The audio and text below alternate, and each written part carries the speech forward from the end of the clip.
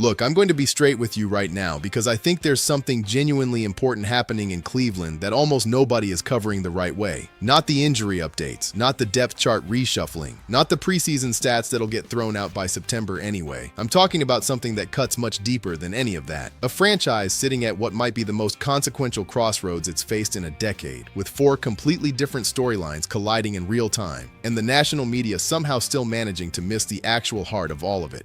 There's a quarterback battle inside that building that has gotten more real, more legitimate, and more complicated than most people outside of Cleveland are willing to admit. There's a gambling scandal attached to a young player who had actual money riding against his own teammates. There's a legal war between a major college conference and a state attorney general that's now sitting in front of a federal judge. And then there's a 24-year-old quarterback who has done virtually everything right since the moment he walked through those doors, while the public conversation about him is still stuck on a version of events that the facts stopped supporting months ago.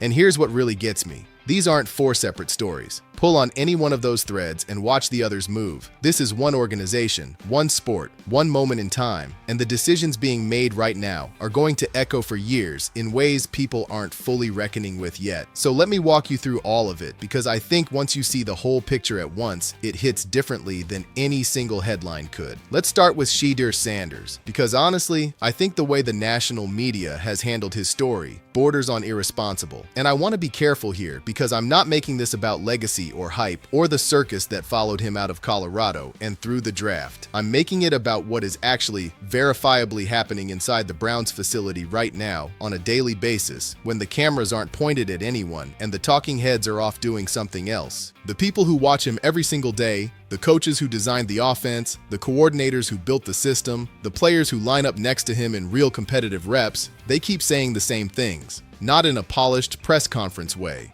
Not in the careful diplomatic language teams use when they're managing a story. In the honest, unscripted, this is actually what I see way that surfaces when people aren't performing for an audience. They're talking about footwork adjustments that are translating directly into better throws under pressure. They're talking about a rookie who absorbed a playbook that veteran coaches expected to take a full year to even scratch the surface of. They're talking about preparation habits that you cannot coach into a person, the kind of internal engine that either runs hot from the start or simply doesn't exist, and his runs hot. And the locker room? The locker room talks about him the way players talk about someone they genuinely believe in. Not the polite tolerance reserved for a developmental long shot. Real belief. The kind that shows up in how a huddle settles when a certain player calls a play. Not in what somebody says into a microphone afterward. Now I want to slow down and actually sit with how brutal the path here was, because I genuinely don't think people give it the weight it deserves. What happened to Shedeur Sanders during the draft process was not a standard slide. It was a public, drawn-out, almost choreographed humiliation. 5th round. Not because of medical flags. Not because the tape from Colorado told a damning story.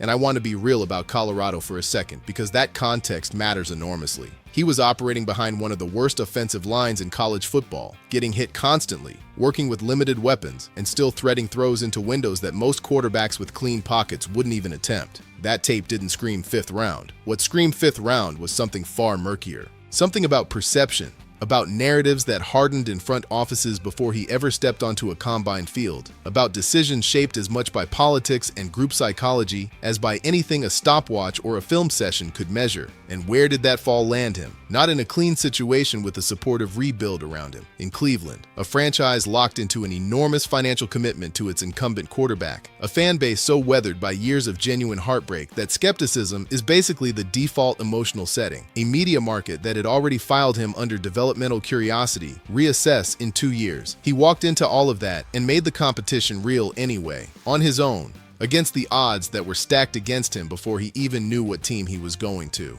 That's the backdrop. That's the actual context. And once you understand that, what LeGarrette Blount said recently hits completely differently. He didn't just endorse Shedeur. He did something that almost never happens in this business anymore. He corrected himself, publicly, with his name attached to it. He admitted that he had absorbed the draft narrative. He let the entitlement story, the character questions, the baggage that got glued to Shedeur's name through months of speculation and editorial positioning, shape how he initially saw the situation. And then he went and looked closer, and he came back and said plainly that he'd been wrong. He said the character concerns weren't grounded in reality. He said what he actually found when he paid real attention to the day-to-day version of Shedeur as a professional was someone who takes ownership without drama, competes without theater, and carries a level of internal discipline that no coaching staff on earth can manufacture from scratch if it isn't already there. I genuinely cannot overstate how rare public self-correction is in sports media right now. Changing your stance gets treated like weakness, like evidence that you didn't do your homework the first time, like getting caught. Blount did it anyway because the reality in front of him didn't match the story he'd been repeating. That takes something. And then he pushed it further, and this is the argument that I think deserves the most honest consideration from anyone trying to evaluate this quarterback competition fairly. That chip on Shedeur's shoulder from the draft slide, it isn't weight, it's an engine. Players who absorb that level of professional disrespect publicly, who get told by an entire industry in front of everyone that they aren't what they thought they were, and come out the other side with fire instead of collapse, with purpose instead of resentment, those are historically the ones who end up rewriting what everyone assumed their ceiling was. Not every time,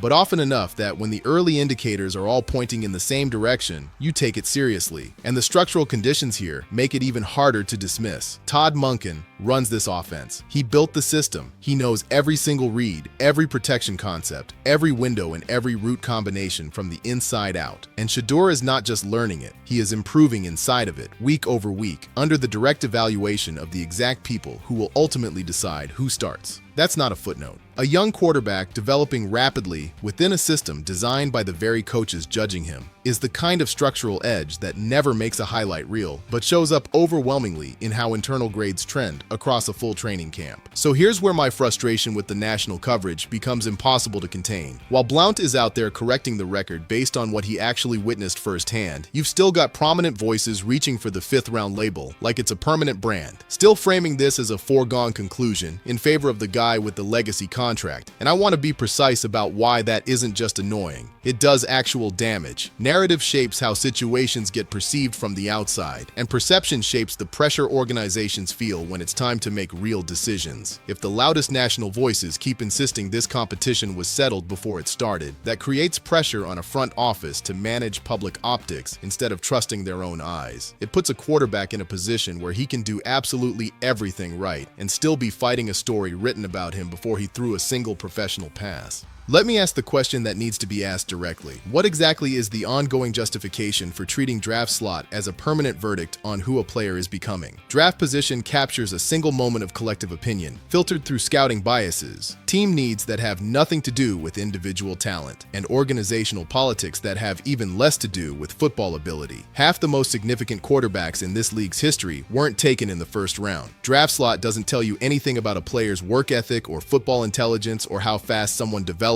once he's inside a professional infrastructure with coaches who actually know how to build quarterbacks rather than just rate them on a spreadsheet. Continuing to use that number as a measuring stick months after a player has earned genuine respect from the coaches watching him daily, that stops being analysis and becomes something else entirely. And I think most people paying attention already know exactly what that something else is. Now, in fairness, Deshaun Watson deserves to be part of this conversation without being turned into a punching bag, because he deserves real fairness too. Before everything that derailed his career, Watson was one of the most genuinely electric talents at the position in the entire league. The arm, the instincts in broken plays, the ability to process complicated coverages and still manufacture something out of nothing when the structure around him collapsed. That was never manufactured hype. That was real, on real tape, in real games against real defenses. The financial commitment Cleveland made reflected a genuine belief that the talent justified the investment, and at the time, that belief wasn't irrational. But talent and durability are completely different things. Watson has had a brutal time staying healthy and consistent since returning to the field.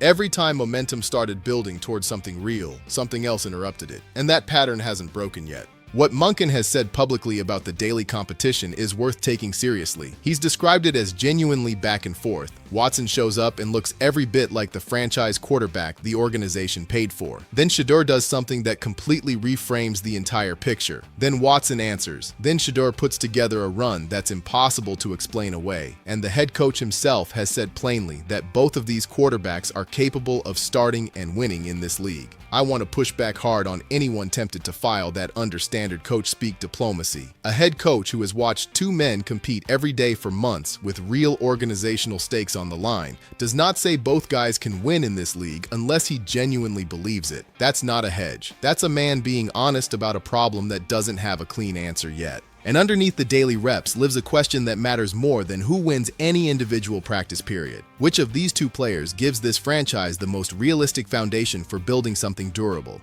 Watson carries experience and scar tissue in roughly equal measure. He's lived through pressure situations that break lesser competitors. He's endured off-field events that would have ended most careers outright and survived them. That history is real and it matters. But Shedeur carries something that can't be manufactured artificially: momentum. He is trending upward, week after week, without interruption. He doesn't carry the accumulated weight of everything that has happened inside that building over the past several years. He's building genuine chemistry with the people around him in real time, not on old highlight footage. In a franchise that is honestly in a rebuilding window, by any fair description, trajectory can be worth as much as peak talent. A player on a sharp upward climb can sometimes be more valuable to an organization than someone with a theoretically higher ceiling who keeps getting knocked off his rhythm by circumstances outside his control. Now I have to shift into darker territory, because this next part is where I think the coverage has genuinely let people down, and I'm not saying that casually. Brandon Sorsby. The Browns' public response leaned heavily on grace, on redemption, on the idea of not reducing a young person to the single worst decision of his life. And I want to say clearly before anything else, I'm not here to destroy a 24-year-old. I believe people are capable of doing something catastrophic and still deserving a path forward as human beings. That isn't where my problem lives. My problem lives in what actually happened when you strip away all the softening language, the gambling violation,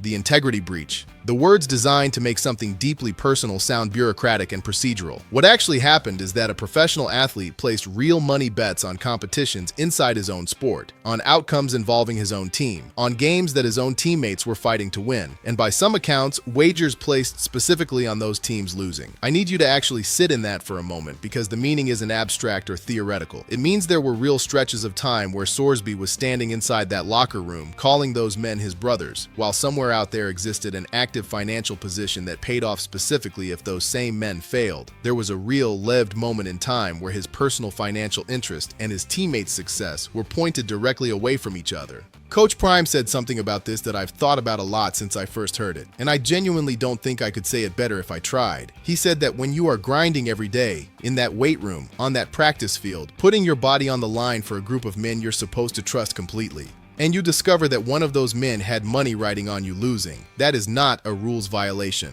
That is a betrayal. And the reason that word carries more weight than breach or infraction is because football at this level runs on trust in a way that people outside the sport almost never fully grasp. A receiver runs a route through a dangerous window because he trusts the quarterback to put the ball exactly where it needs to be. A lineman grinds through a physical, anonymous play that will never get noticed in a box score because he trusts that the man beside him is pulling in exactly the same direction. The instant that trust gets contaminated, the instant there is even a possibility that someone inside your own walls might benefit financially from your failure, the entire structure becomes fragile in a way that no scheme adjustment, no coaching speech, no halftime intervention can repair. And here's where the contrast with Shedeur's treatment becomes something I simply cannot step past quietly. Shedeur Sanders did everything right. He absorbed a humiliating public draft fall with professionalism instead of bitterness. He walked into a building where the incumbent was protected by the largest contract in franchise history and made the competition legitimate anyway. He built real relationships with coaches and teammates, and those relationships keep surfacing in unscripted, uncoached ways because they're grounded in something true, and the national conversation still has him defending character questions that the facts stopped supporting months ago. Meanwhile, a player who allegedly placed bets against his own team receives a public organizational statement built around grace and redemption.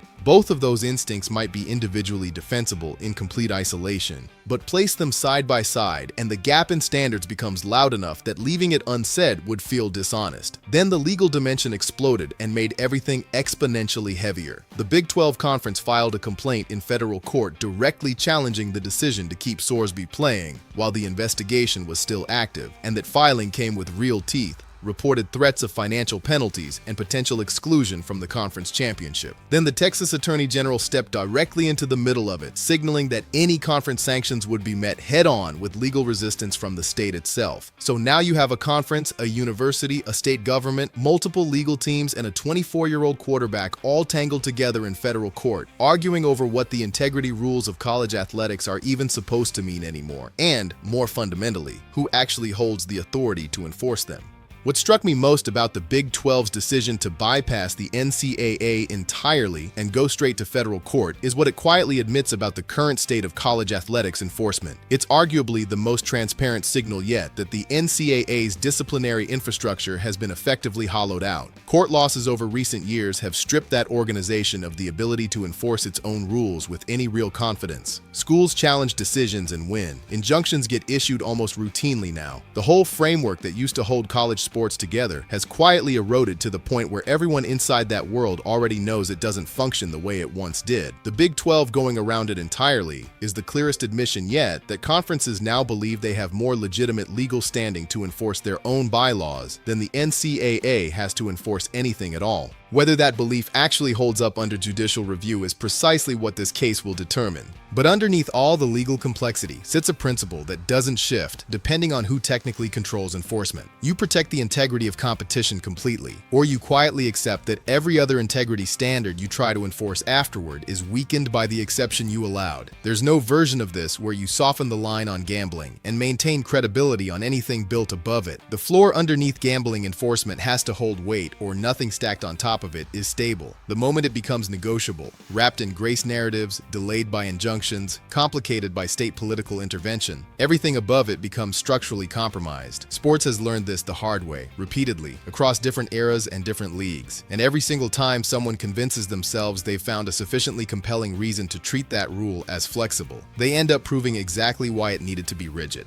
So when I try to hold the entire picture together at once, here's what I keep landing on. Shedeur Sanders didn't write the story that followed him into professional football. He inherited it. The draft coverage, the character questions, the perception problems that attach to his name through a process shaped by bias and group psychology as much as by actual football evaluation. None of it originated from anything he did on a field or in a locker room, and he has been carrying that weight every single day since arriving in Cleveland, doing it without complaint, without bitterness, without a single display of the behavior the original narrative predicted he would show. The people who watch him every day keep saying the same things, in consistent and uncoordinated ways. The competition is real. The growth is real. The trust being built with coaches and teammates is real. The internal evaluation remains genuinely open. And somehow, impossibly, none of that has been sufficient to shift the national conversation, because that conversation is operating purely on its own inherited momentum now, completely disconnected from what is actually happening on the ground. The Browns are going to have to make a decision. Watson's experience weighed against Shedeur's trajectory, the enormous sunk financial cost against an upward curve that hasn't flattened, a known commodity with real durability questions against a young quarterback who has earned every inch of his standing through actual daily work in front of the people whose job it is to evaluate him honestly. I'm not going to pretend there's an obviously correct answer sitting out there waiting to be discovered. Football decisions involving this much money and this much organizational history are never clean. But I know what the people inside that building keep saying, consistently, when no one is performing for an audience.